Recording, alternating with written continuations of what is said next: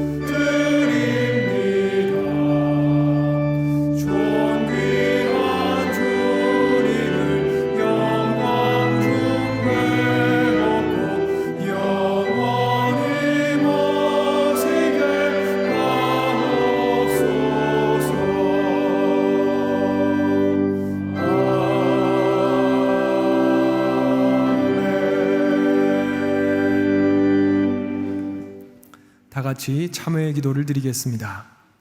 자비로우신 하나님, 저희는 하나님 나라를 사모하기보다 세상에서 높아지기를 구하였습니다. 세상에 영광을 줬던 저희의 어리석음을 용서해 주시고 이제는 하나님 나라를 바라보며 거룩한 행실과 경건함으로 살아가게 하여 주옵소서. 이제는 하나님께 저희 각자의 죄를 참회하며 계속 기도드립니다.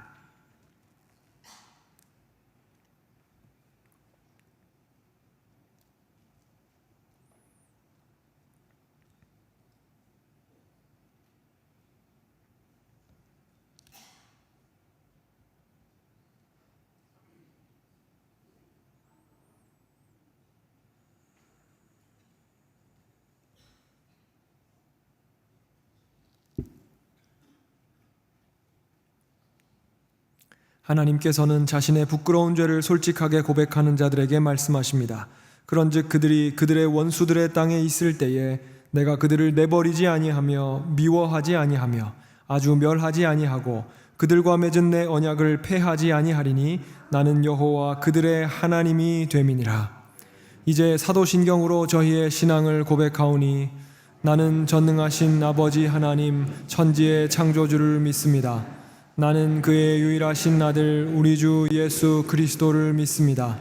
그는 성령으로 잉태되어 동정녀 마리아에게서 나시고 본디오 빌라도에게 고난을 받아 십자가에 못 박혀 죽으시고 장사된 지 사흘 만에 죽은 자 가운데서 다시 살아나셨으며 하늘에 오르시어 전능하신 아버지 하나님 우편에 앉아 계시다가 거기로부터 살아있는 자와 죽은 자를 심판하러 오십니다.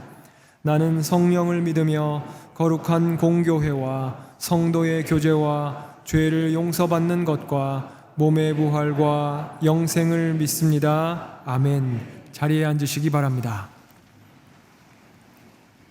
다 함께 성시를 교독하겠습니다. 성시는 교독문 65번, 시편 149편입니다.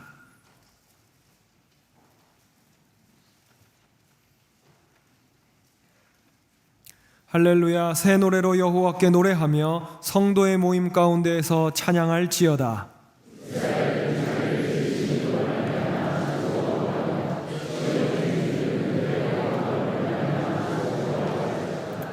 춤추며 그의 이름을 찬양하며 소고와 수금으로 그를 찬양할지어다.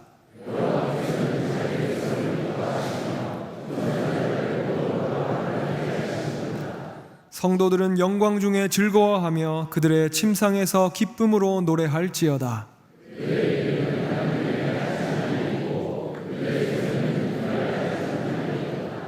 이것으로 문나라에 보수하며 민족들을 벌하며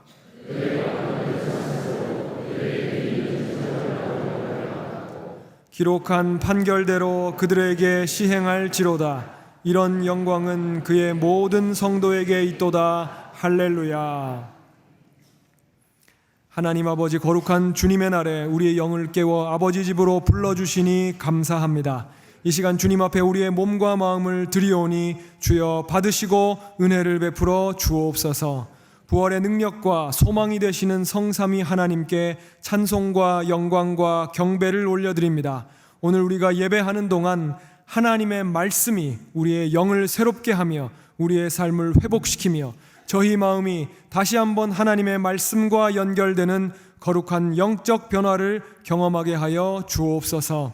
역사의 주관자 되신 하나님, 우리 삶과 우리 민족이 당한 어려운 현실을 모두 아시오니 저희를 불쌍히 여기시며 하나님의 선한 인도하심을 나타내 보여 주시옵소서. 고난과 혼돈 속에서도 주님 붙들고 한 걸음 한 걸음 걸어갈 때 서서히 안개는 거칠 것이며 선하신 하나님의 뜻이 우리의 삶을 온전하게 하시는 것을 신뢰하게 하여 주옵소서.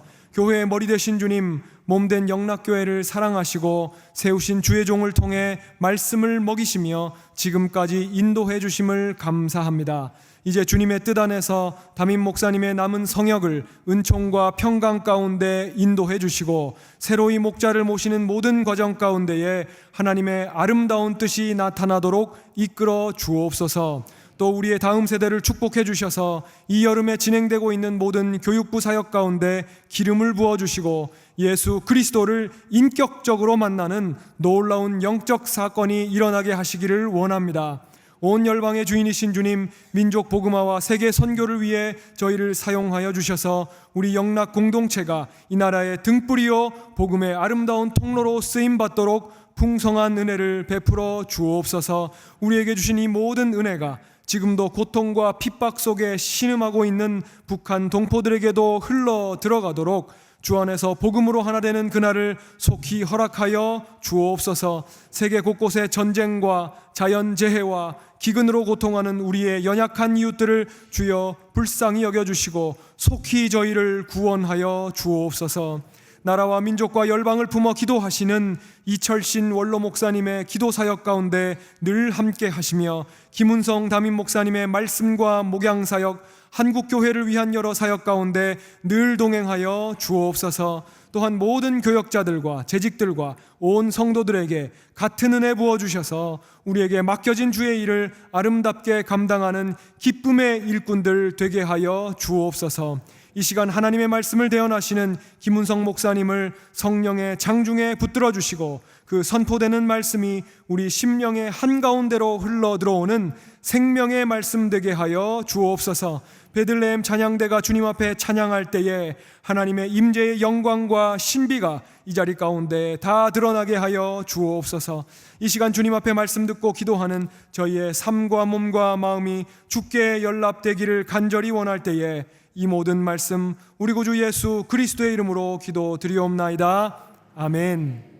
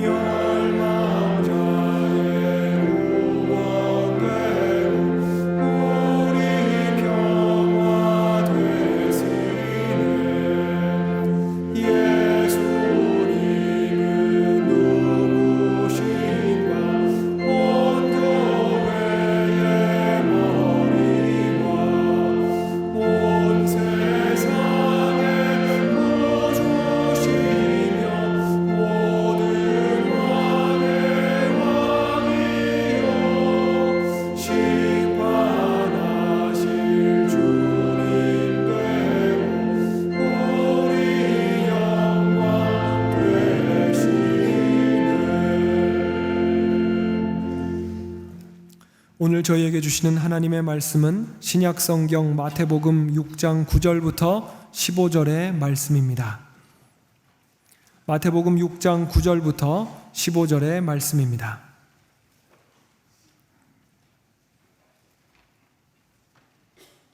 하나님의 말씀을 봉독합니다. 그러므로 너희는 이렇게 기도하라. 하늘에 계신 우리 아버지여, 이름이 거룩히 여김을 받으시오며 나라가 임하시오며 뜻이 하늘에서 이룬 것 같이 땅에서도 이루어지이다. 오늘 우리에게 일용할 양식을 주시옵고 우리가 우리에게 죄 지은 자를 사하여 준 것 같이 우리 죄를 사하여 주시옵고 우리를 시험에 들게 하지 마시옵고 다만 악에서 구하시옵소서. 나라와 권세와 영광이 영원히 아버지께 영원히 있사옵나이다. 아멘. 너희가 사람의 잘못을 용서하면 너희 하늘 아버지께서도 너희 잘못을 용서하시려니와 너희가 사람의 잘못을 용서하지 아니하면 너희 아버지께서도 너희 잘못을 용서하지 아니하시리라. 하나님께서 이 말씀을 통하여 저희에게 은혜 주시기를 원합니다.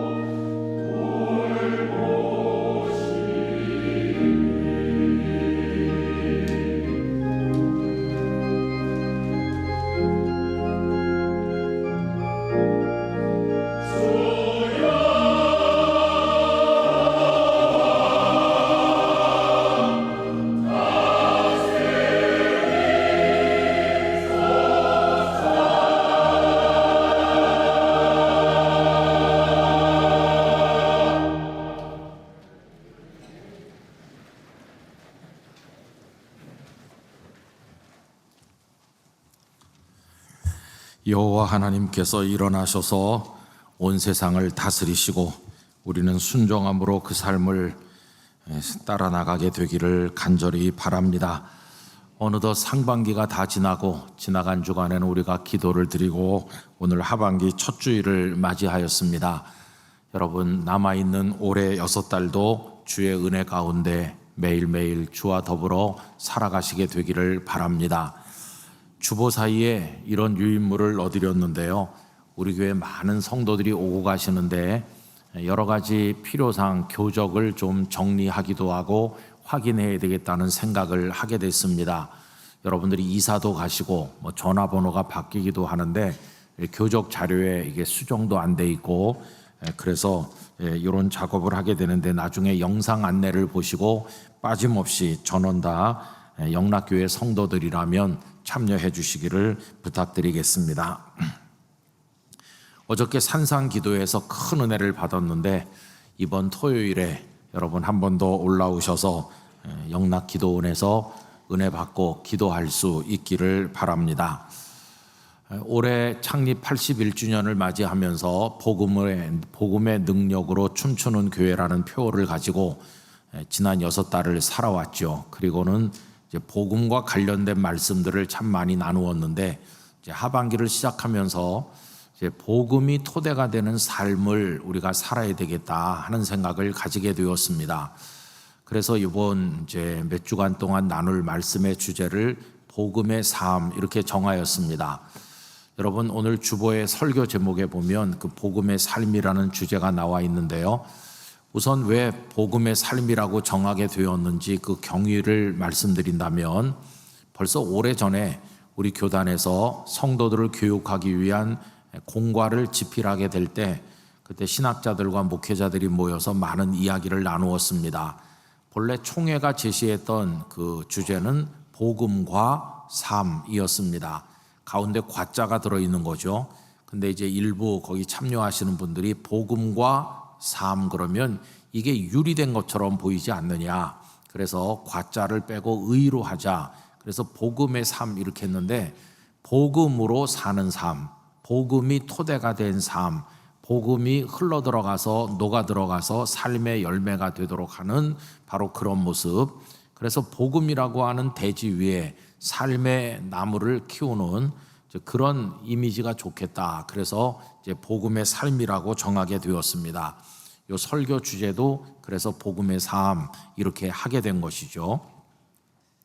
그러면 복음으로 살아가는 삶, 복음을 믿고 고백하는 사람의 삶은 어떻게 시작돼야 되는가 하는 여러 가지 생각들을 하는 가운데 이제 제가 개인적으로 말씀을 묵상하다가 이제 마태복음에 도달하게 됐고, 그 중에 읽어 내려가다가 예수님께서 제자들에게 말씀하신 산상수훈에 도달하였습니다.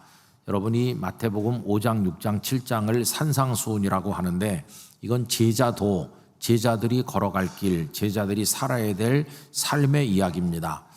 그래서 5장 1절에 보면 이렇게 시작하죠. 예수께서 무리를 보시고 산에 올라가 앉으시니 제자들이 나온지라. 그 제자들이 왔어요. 입을 열어 가르쳐 가라사대 심령이 가난한 자는 복이 있나니 천국이 저희의 것이며, 이래서 그때부터 산상수훈이 쭉 이어지고 이제 7장 끝에서 마무리되는 건데, 그러니까 이건 제자들에게 이렇게 살아내야 된다 하는 말씀이거든요. 그 중에 주기도문이 들어있는 겁니다. 그런데 주기도문 부분을 읽을 때 참 마음이 아프고 또 하나님 앞에 민망하고 죄송해서 눈물이 왈칵 나는 것 같더라고요. 왜 그러냐 하면 하늘에 계신 우리 아버지께 기도를 드리는데 그 이름이 거룩히 여김을 받으시도록 기도하고 그 나라가 이루어지고 그 뜻이 땅에서 이루어지도록 우리가 기도는 하는데, 현실이 그 반대라는 생각을 하기 때문에 마음이 몹시 아팠습니다. 현실에서는 하나님의 이름이 조롱을 받는 경우가 많고 하나님의 나라가 속히 임하여야 되는데 썩어질 인간의 나라에 마음을 빼앗기고 사는 사람이 태반이고, 또 하나님의 뜻이 이루어져야 됨에도 불구하고 우리의 현실 속에서는 우리 욕망의 뜻이 펼쳐질 때가 많으니까, 기도는 이렇게 하는데 현실은 반대로 갈 때가 많구나 생각하니까 마음이 몹시 하나님 앞에 죄송하고 민망했었습니다. 근데 여러분이 산상수훈은 아까 말씀드린 것처럼 어떤 이론을 말씀한 게 아니고 너희는 이렇게 살아야 된다고 하는 삶의 이야기잖아요. 그런데 여러분, 예수님께서 오늘 본문에서 너희는 이렇게 기도하라 이렇게 하셨는데, 그 기도하라고만 하셨을까? 기도의 틀, 어떤 기도의 내용만 가르쳐 주시는 게 목적이었을까? 그렇지 않다고 생각합니다. 이렇게 기도하라는 말 속에는 이렇게 기도했으면 그렇게 기도한 대로 너희들의 삶을 살아내야 된다 하는 뜻이 그 속에 들어있다고 생각하는 거죠. 그래서 여러분, 기도가 드려졌으면 그 기도대로 사는 삶이 뒷받침될 때 그 기도가 온전한 기도가 된다는 거예요. 여러분, 아주 쉬운 예를 들면 어떤 학생이 있는데 엄마 따라다니면서 어려서부터 기도를 배웠다고 해봅시다. 이 학생이 하나님 앞에 기도하는 거죠. 주님, 저 공부 좀 잘하게 해주세요. 저 우등생 되고 싶어요. 제가 좀 학문의 길이 열리게 해주세요. 믿습니다. 그러면서 기도하는데 이게 웬일입니까? 성적이 계속 바닥인 거예요. 기도는 열심히 하는데 왜 성적이 바닥일까요? 간단하죠. 공부를 안 하니까. 공부를 안 하는 거예요. 책상 머리에 앉아있긴 한데 뭐 그냥 엉뚱한 짓만 하는 거예요. 뭐 게임도 하고 뭐 엉뚱한 거. 책 속에 있는 내용을 머릿속에 집어넣고 암기도 하고 이해도 하고 또 막 이렇게 노력을 해야 이게 공부가 될 텐데, 공부 잘하게 해달라고 기도는 했는데 공부는 전혀 안 한다. 여러분, 그런 이중적 모습이 바로 우리들의 모습일 때가 참 많은 거예요. 우리 얼마나 많은 기도를 합니까? 그런데 기도대로 살고 있느냐? 그러면 할 말이 없죠. 여러분, 예수님께서 주기도문을 가르치신 지가 2000년이나 지났고 지구촌에 많은 사람들이 하루에도 몇 번씩, 일주일에도 수십 번씩 엄청난 사람들이 이 기도를 드리고 있잖아요. 기도를 드리지 않기 때문에 현실 속에서 안 이루어지는 게 아니라 기도는 엄청나게 하는데 그 기도대로 살지 않으니까 이 기도가 이루어지지 않는다 하는 생각을 가지게 된 거예요. 그래서 여러분, 건강한 신앙인은 어떻게 해야 되냐? 믿은 대로 살아야 되고 기도한 대로 살아야 됩니다. 우리가 복음을 믿고 고백하니까 복음을 붙들고 기도하고 그 복음으로 기도했으면 그 기도대로 살아가야만 한다는 거예요. 성경의 인물들 가운데 그 기도대로 믿은 대로 살아낸 사람들이 여러분 있는 가운데 예를 하나 든다면 우리 느헤미야를 예로 말씀드릴 수 있습니다. 느헤미야는 페르시아 아닥사스다 왕 때 술 맡은 관원인데 비록 직급은 좀 낮지만 왕의 입으로 들어가는 걸 책임지는 사람이기 때문에 가장 믿는 사람을 세우니까 그는 왕의 측근 중에 측근이라고 할 수 있고 수산궁에서 아주 편안하게 안락하게 부귀영화를 누리고 잘 살고 있었습니다.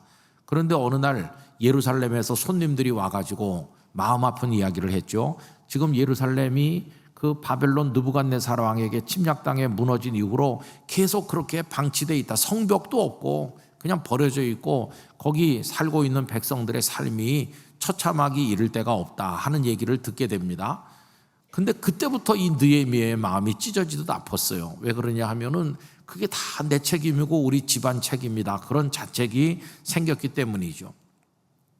근데 사실은 그거는 좀 이해가 안 가는 면이 있어요. 왜 그러냐 하면은 이 손님들이 느헤미야에게 왔을 때로부터 예루살렘이 무너진 그때를 생각해 보면 한 140년도 더 지난 일이에요. 옛날에 그 조상들이 하나님 앞에 범죄해서 무너진 거지 지금 느헤미야가 잘못 살아서 그런 거 아니거든요.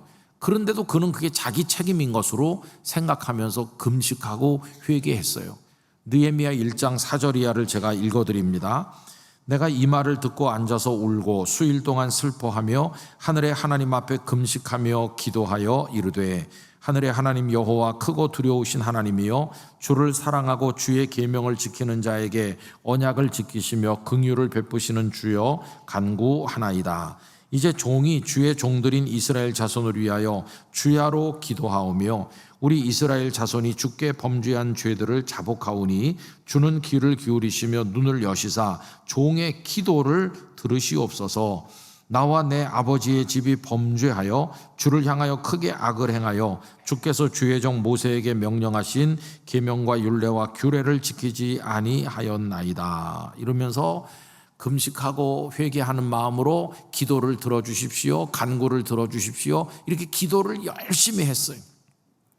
근데 중요한 것은 그는 기도만 하는 사람이 아니었다는 거예요. 실제로 무너진 예루살렘 성벽을 다시 쌓고 이 성을 재건할 뜻을 가지고 어떻게 하면 그게 가능할까 노심초사하고 계속 기도했어요. 그렇게 여러 달 지나다 보니까 그가 너무나 마음을 많이 쓴 나머지 얼굴에 그런 게 좀 나타나고 좀 초췌해졌어요. 어느 날 왕이 자네 얼굴이 왜 그래? 이런 식으로 물어보는 거죠. 왜 얼굴에 수심이 가득하고.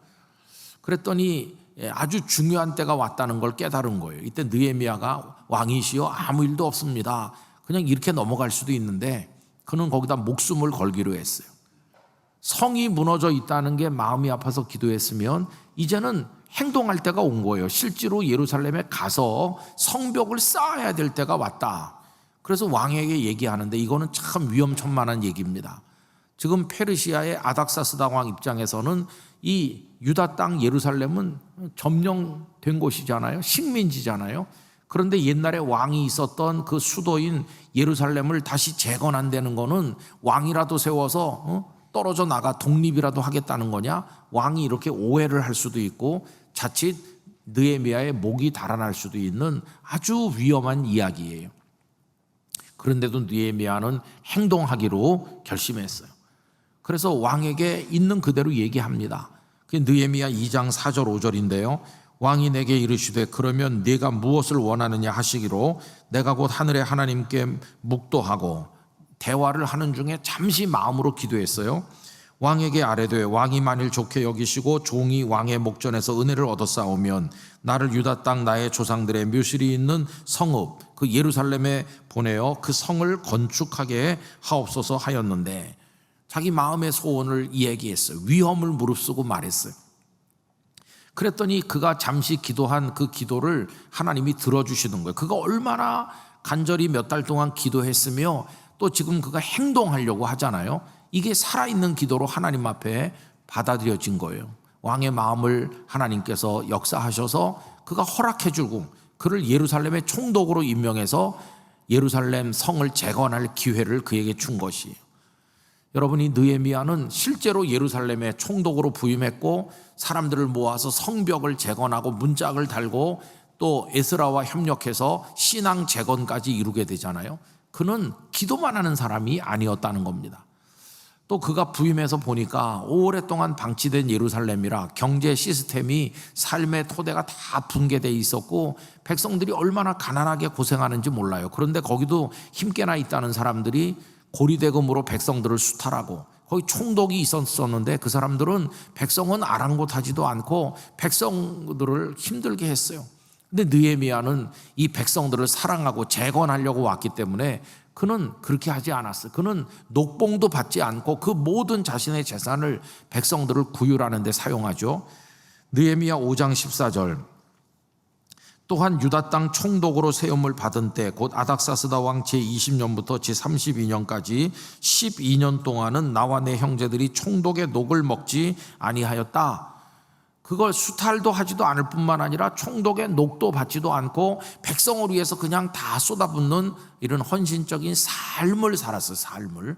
그리고 이제 하나님 앞에 기도하는 겁니다. 5장 19절, 내 하나님이여 내가 이 백성을 위하여 행한 모든 일을 기억하사 내게 은혜를 베푸시옵소서라고 또 기도도 하는 거예요. 기도하고 행동하고 살아가고 살아간 대로 또 기도하고, 그래서 기도와 삶이 격리되어 있는 사람이 아니라 하나가 되어서 하나님을 섬긴 분, 그분이 느헤미야라는 것을 알 수가 있는 거죠.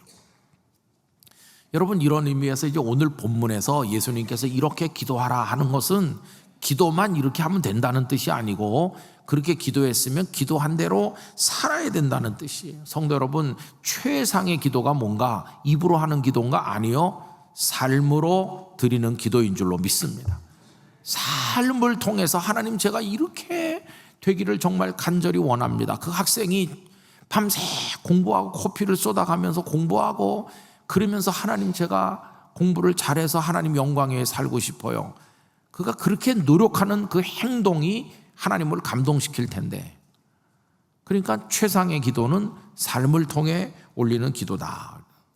여러분, 우리 한국교회는 세계 교회를 여러 번 놀라게 했는데요, 우선 100몇십 년밖에 안 되는 짧은 세월에도 이렇게 교회가 많이 부흥한 것에 외국의 그리스도인들이 많이 놀랐고, 두 번째로 놀란 것은 한국 교회가 기도를 열심히 하는데 그들이 놀랐습니다. 다른 나라에는 없는 뭐 새벽 기도회, 금요 기도회, 수요 기도회, 철야 기도회, 뭐 별별 금식 기도회가 다 있고, 야, 한국 교회 기도 엄청나게 한다.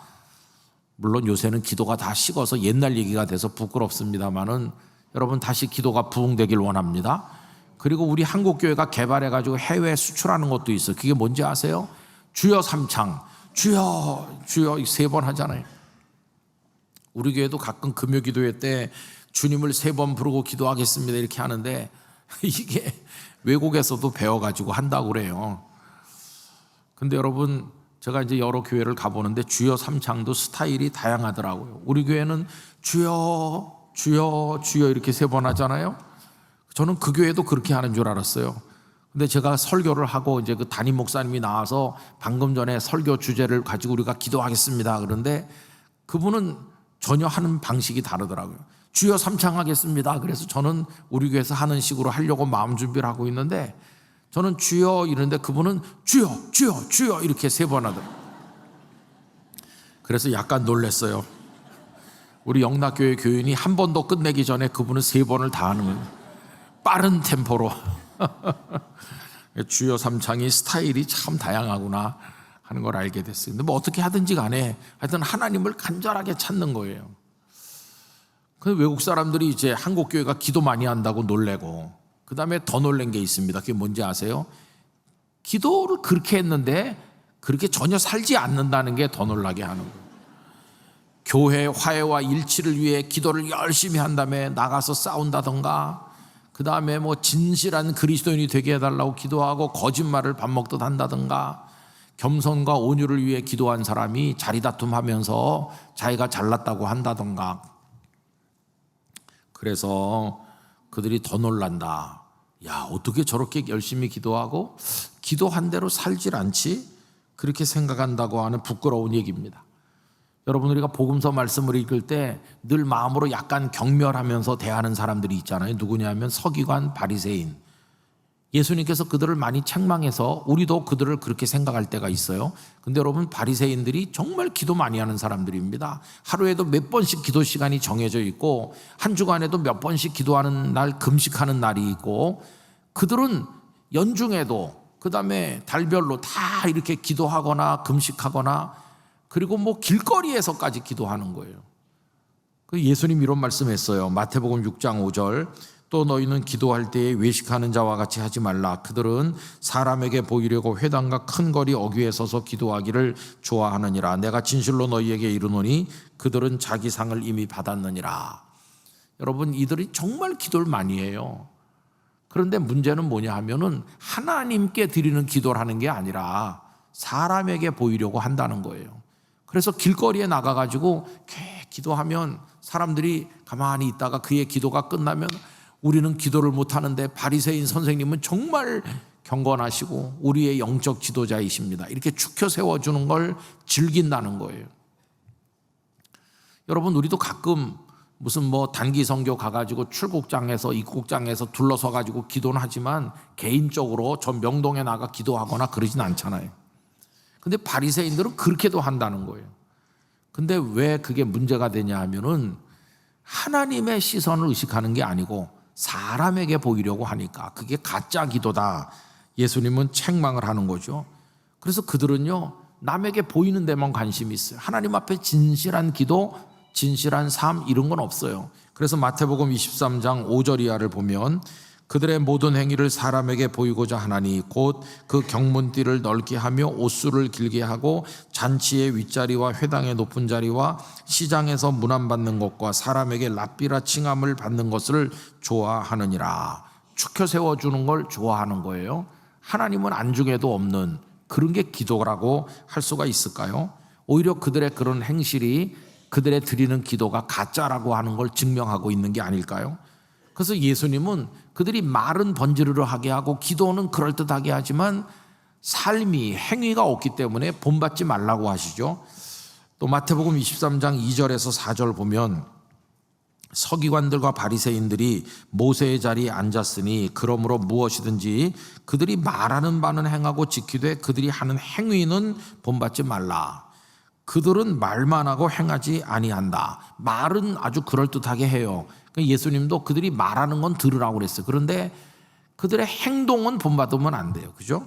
또 4절 무거운 짐을 묶어 사람의 어깨에 지우되 자기는 이것을 한 손가락으로도 움직이려 하지 않는다. 자기는 손가락도 까딱 안 해. 삶이 없어요. 그냥 말만 하고 그냥 기도만 하는 척 하는 거예요.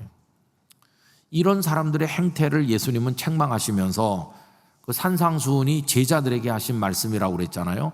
사랑하는 제자들에게 너희는 그 사람들처럼 하면 안 된다. 그러면 제자들은 어떻게 기도하라고 가르칩니까? 마태복음 6장 6절 너는 기도할 때에 네 골방에 들어가 문을 닫고 은밀한 중에 계신 네 아버지께 기도하라. 은밀한 중에 보시는 네 아버지께서 갚으시리라. 기도는 하나님 앞에 홀로 서는 겁니다. 네, 깊은 것을 드리는 겁니다. 하나님 앞에 고백하는 겁니다. 하나님, 저는 부족한 죄인입니다. 그런데 하나님 저를 사랑해 주셔서 정말로 감사하고 찬송과 감사를 올려드립니다. 독생자를 보내셔서 제 대신 십자가 지시고 피 흘려 제 죄를 사해 주시고 부활을 통해 영생의 길을 열어주시고 굳어진 제 마음을 성령께서 감동하셔서 믿게 하사 하나님을 아버지로 예수님을 구주로 믿게 하시고 오늘도 성령 안에 기도하게 하시니 정말로 찬양하고 감사합니다. 이제 제가 주님을 사랑합니다. 주님의 뜻을 행하기를 소원합니다. 이렇게 골방에서 기도했으면 나 기도 많이 했어요 이런 소리 할 필요가 없잖아요. 그 다음에 나가서 그렇게 살면 되는 거예요. 그래서 여러분, 기도는 골방에 감춰지는 것이고 삶은 사람들 앞에 나타나서 우리의 착한 행실을 보고 하나님께 영광을 돌리도록 해야 되는 것이에요. 그래서 삶이 그 기도를 뒷받침할 때 그 기도가 진짜 기도가 된다 하는 것을 알 수 있어요. 여러분이 산상수훈이 이론이나 지식을 가르치는 게 아니고 삶을 가르치는 거라고는 하는 뚜렷한 증거가 뭐냐 하면 5장, 6장, 7장이 다 끝나는 마지막 부분에 예수님의 결론이 뭡니까? 산상수훈의 결론이 이 말씀대로 행하면 반석 위에 지은 집이 된다. 행함을 강조하신, 삶을 강조하신 게 그 증거입니다.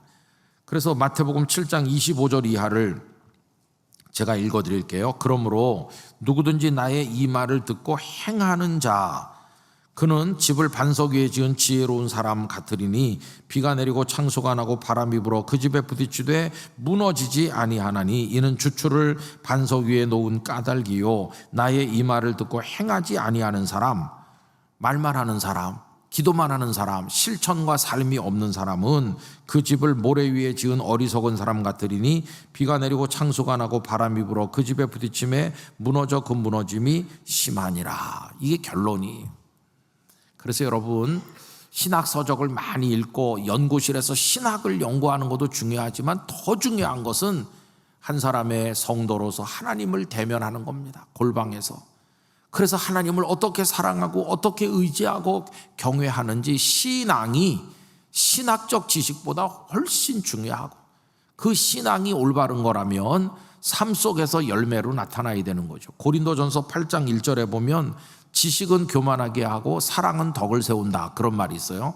내가 성경 많이 읽어서 지식이 있고 신학서적 많이 읽어서 지식이 있어도 그게 삶으로 이어지지 않으면 나를 교만하게 만드는 죽은 치명적 지식이 될 뿐이고, 그런데 사랑은 어떻습니까? 사랑은 그 열매가 되는 거예요. 현실 속에서 남을 긍휼히 여기고 베풀어주고 도와주고 격려해주고 섬겨주니까 삶으로 열매를 맺잖아요. 그래서 지식은 교만하게 하지만은 사랑은 덕을 세운다. 그래서 여러분, 이런 삶을 살려면 우리가 기도했으면, 말씀을 나눴으면 그대로 나가서 사는 게 필요하다는 걸 알 수 있어요. 지난 주일에도 우리가 나눴던 다니엘 얘기를 다시 해보면 다니엘은 평생 기도하는 기도의 사람입니다. 근데 그의 기도가 가짜가 아니라는 걸 뭘로 증명합니까? 만약에 다리오 왕 외에 다른 존재에게 기도하면 사자굴에 집어넣는다, 이 법이 공포됐을 때 다니엘이 그날부터 기도 못하겠다 이제는, 그러면서 기도를 딱 끊었다면 그가 전에 드린 수십 년의 기도는 하나님을 진짜로 경외하지 않는 가짜라는 게 증명되는 거예요. 그런데 그는 그 법이 공포된 걸 알면서도 계속 하나님 앞에 창문 열고 기도하잖아요. 이건 무슨 얘기입니까? 난 사자굴에 걸어 들어가도 괜찮습니다. 내가 이것으로 인해 죽음을 맞이해도 괜찮습니다. 내가 하나님을 향한 마음이 진실입니다. 사자굴에 끌려 들어가는 그 모습, 죽기를 각오하는 그의 결단과 행동, 이게 지나간 수십 년의 기도가 진짜였다고 하는 걸 증명해 주는 거예요. 다니엘은 그런 분이었다는 것을 알 수 있어요. 여러분, 그런 의미에서 우리의 기도가 삶을 통해 보충됨으로 온전해지기를 원합니다. 어저께 강사로 오셨던 우리 최 목사님, 기도를 많이 어려서부터 하신 분이고 기도는 사라지지 않는다는 간증을 우리에게 감동적으로 많이 하셨어요. 어제 이거 못 보신 분은 오늘 집에 가서 그 영상을 꼭 보시기 바랍니다. 그리고 여러분의 기도의 재단이 다시 회복되기를 축복합니다. 기도를 많이 드려서 기도의 분량을 채우시기를 바랍니다. 기도를 일단 많이 해야 되는 거예요. 그리고 이제 그 다음에 중요한 것은 기도한 대로 여러분들이 살아가시는 게 중요하다는 거예요. 그래서 여러분, 이 얘기를 이렇게 하다 보면은 기도를 잘 못하게 돼요. 왜냐하면 그냥 아무 생각 없이 이렇게 했는데 기도한 대로 꼭 살아야 된다고 하는 마음의 부담을 가지게 되면 이거 기도해도 되는 걸까? 그런 생각이 탁 드는 거예요. 함부로 기도하지 못해.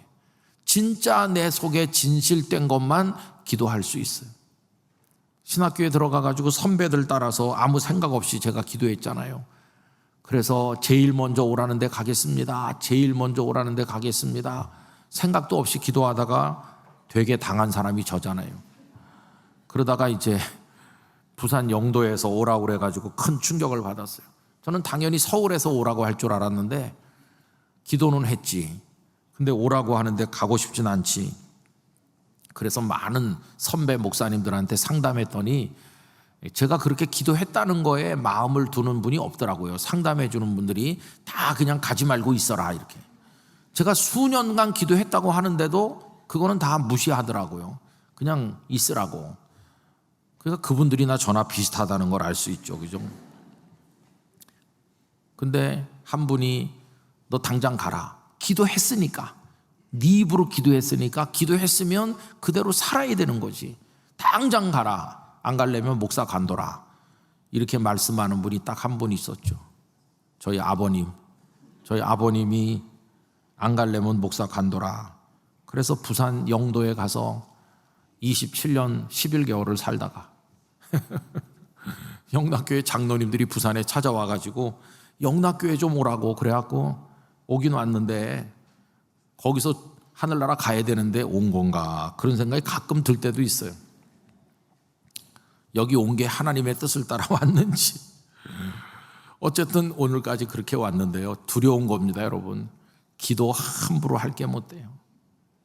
그래서 부모님을 사랑하는 마음으로 우리 부모님 건강하게 여생이 복되게 해주세요 기도했으면 아침 저녁 전화드리고 보약도 사서 가고 그래야지. 하나님 기도는 내가 할 테니까 그 다음은 하나님이 책임져 주세요 이렇게 하면은 안 되는 거예요. 기도했으면 기도한 만큼 내 삶을 통해 노력해야 되는 거예요. 그게 하나님 앞에 인격적 통일성을 가진 진실한 그리스도인의 모습이죠. 그래서 여러분, 예배의 부흥을 위해 기도했으면 나부터가 나와서 영과 진리로 예배를 해야지.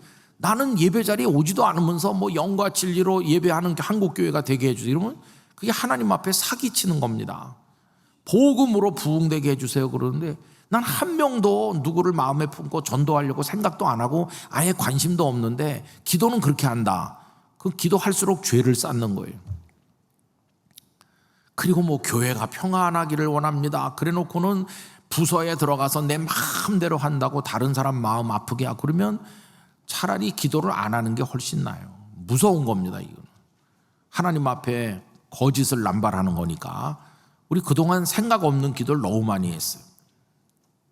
그래서 이제는 기도를 했으면 그대로 살아야 된다. 너희는 이렇게 기도하라. 이 말씀을 너희는 이렇게 살아서 너희의 기도가 진짜 기도라는 걸 나한테 보여봐라 하시는 하나님의 음성으로 우리가 오늘 이 말씀을 듣는 거죠. 여러분, 이렇게 하면 우리가 진짜 그리스도인으로 성장해 가게 될 줄로 믿습니다. 우리가 복음을 믿으니까 복음을 믿고 그걸로 기도하잖아요. 그러면 삶도 복음에 근거한 삶, 복음의 삶이 돼야 되는 것이죠. 복음의 삶을 살 때 진짜 주님의 제자가 되는 것입니다. 우리 영락교회 성도들이 그렇게 되시기를 간절히 축원합니다. 기도하겠습니다. 아버지 하나님, 저희들로 하여금 생각 없는 기도 많이 하고 지키지 못한 것을 회개하도록 도와주시고 이제는 정말 진심을 다해서 기도하였으면 기도한 대로 살기 위하여 성령님의 능력을 의지하며 몸부림을 치는 사람 되게 하여 주옵소서. 삶으로 드리는 기도가 하나님께 상달되어 응답받게 하여 주시옵소서. 예수님의 이름으로 기도드립니다. 아멘.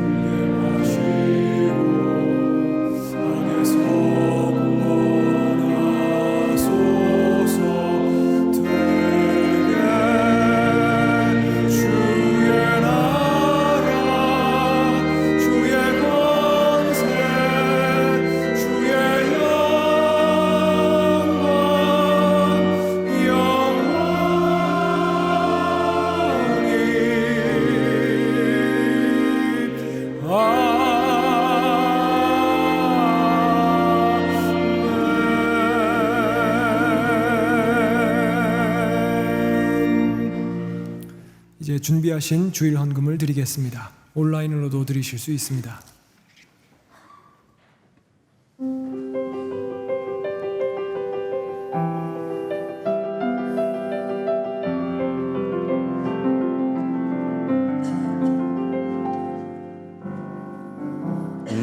나의 안고 일어섬을 하시고 나의 생각을 밝히 하시며 나의 모든 길 모든 행동 아시는 주 나를 살피시는 주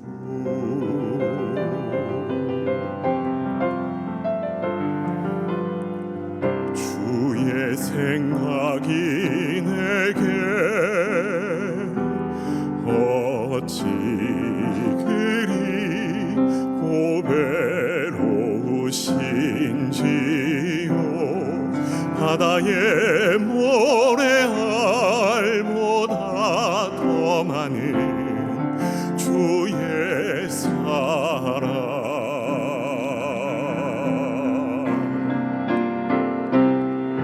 내가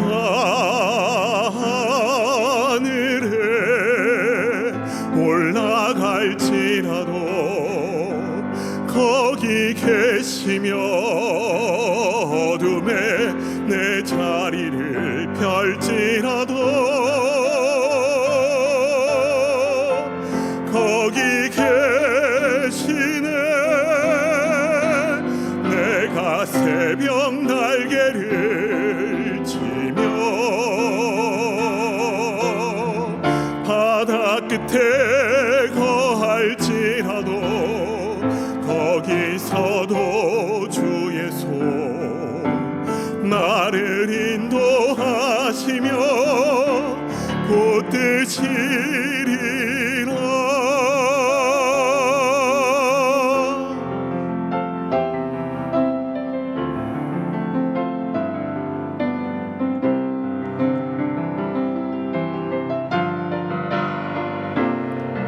내가 하늘에 올라갈지라도 거기 계시며 어둠에 내 자리를 펼지라도 거기 계시네 내가 새벽 날개를 치며 바다 끝에 거할지라도 거기서도 주의 손 나를 인도하시며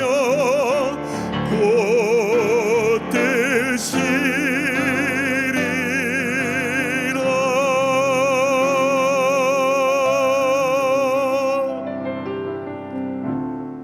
어디에 거할지라도 주의 손이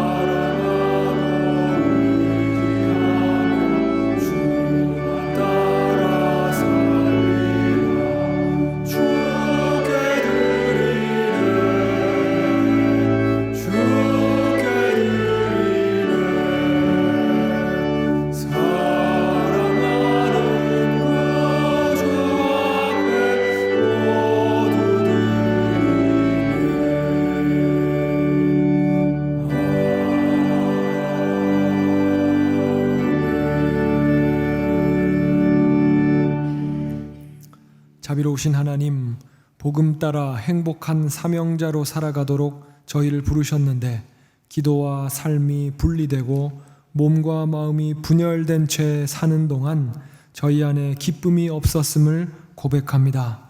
이제 기도대로 살고 믿음대로 살아가는 복된 삶 살게 하여 주옵소서.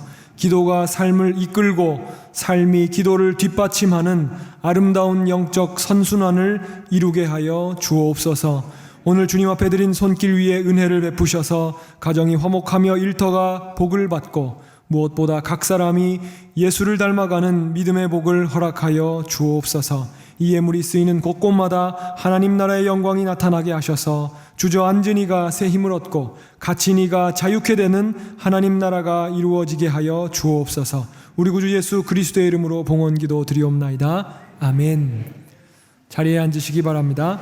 교적 사실 확인 영상을 시청하겠습니다.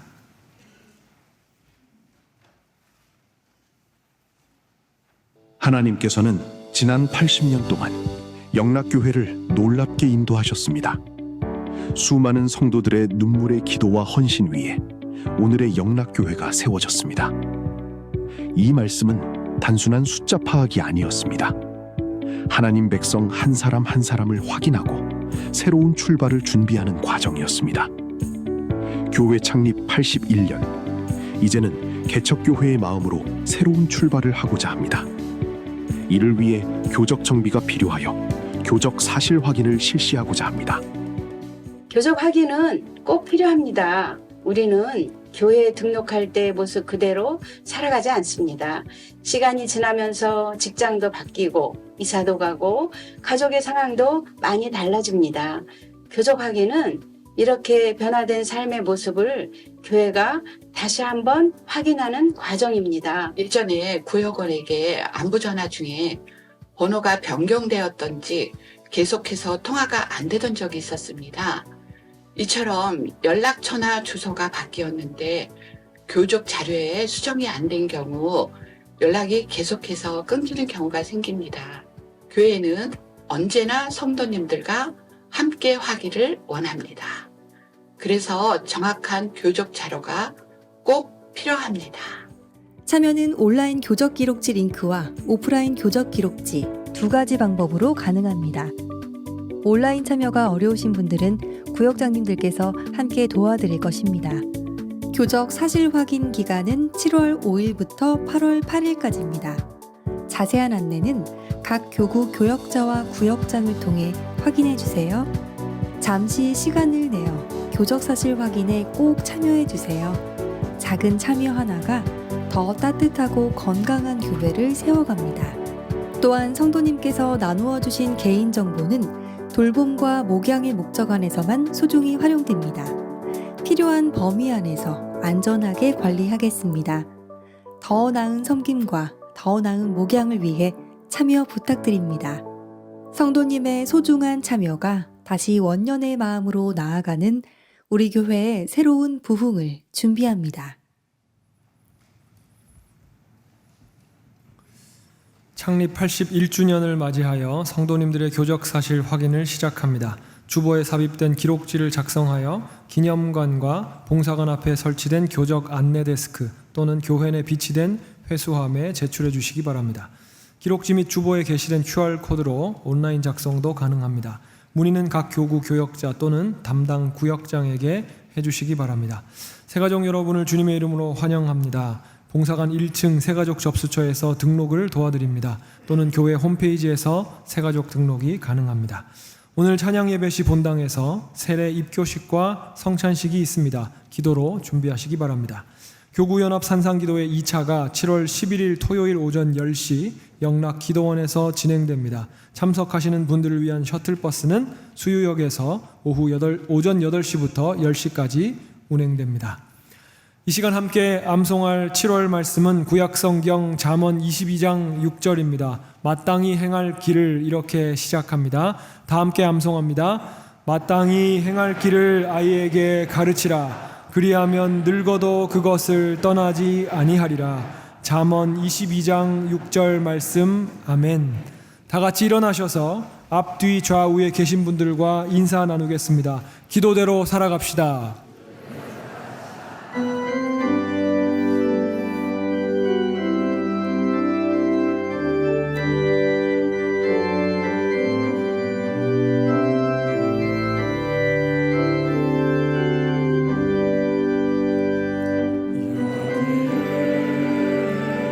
모인 우리